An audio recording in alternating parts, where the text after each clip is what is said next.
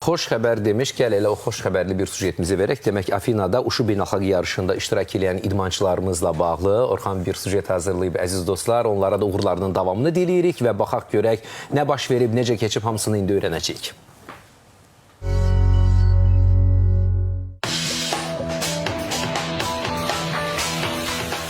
Gördüyünüz bu gənclər ölkəmizin bayrağını beynəlxalq yarışlarda uğurla dalğalandıran Uşu üzrə gənclərdən ibarət yığma komandanın idmançılarıdır. Yunanistanın paytaxtı Afina şəhərində Uşu üzrə Akropolis Open beynəlxalq turnirinə yığma komandamız gənclərdən ibarət yığma komandanın baş məşqçisi Elçin Eminovun rəhbərliyi ilə qatılıb. Yarışda idmançılarımız 5 qızıl, 1 gümüş, 2 bürünc medal əldə edib. Biz əsas bu yarışda yeniyetmə və gənc idmançılara üstünlük vermişik ki, birincisi qarşıda biz Avropa çempionatı gözləyirik.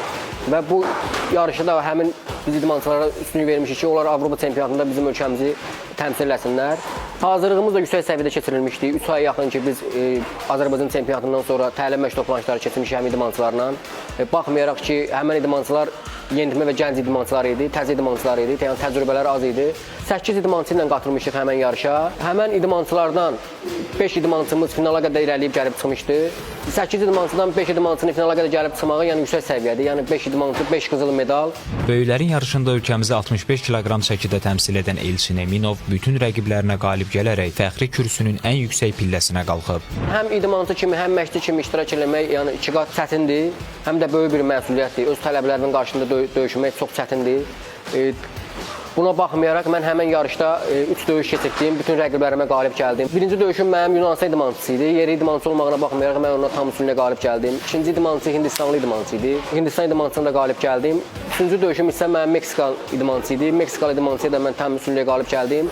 Bu turnirə qatılmaqda mənim əsas məqsədim odur ki, bizi aprel ayının 5-dən 11-nə qədər Çinin Jiangxin şəhərində Dünya Kuboku gözləyir.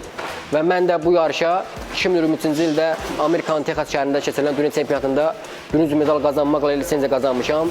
Və həmin yarışda mən ölkəmizi 60 kiloqram çəki dərəcəsində təmsil edəcəm.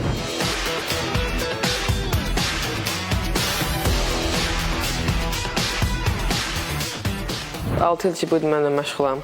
Yunanistanın Afina şəhərində keçirilən yarışda 2 döyüşümü udaraq birinci yerə layiq görülmüşəm. 2 rəqibim də Yunan rəqibi idi. Komandamıza birinci qızıl medalını gətirmişəm. 2 döyüş keçdim. Birinci rəqibim Rumıniyalı idmançı idi. İkinci rəqibim isə Yunan idmançı idi. Rumıniya idmançısının üzərində 2-0 qələbə qazanıb finala vəsiqə qazandım. Finalda isə Yunan rəqibi, yerli rəqibi nokaut eləyərək kürsünün ucu pilləsinə qalxdı. Bu yarışda biz 2 aydır ki, güclü səviyyədə hazırlaşırıq və mən bu yarışda 2 döyüş döyüşdüm. Bu 2 döyüşdən biri həm yerli idmançımız, digəri isə finaldakı döyüş Rumıniyalı idmançı idi. Və mən bunların ikisinə də qalib gələrək birinci yerə layiq görüldüm.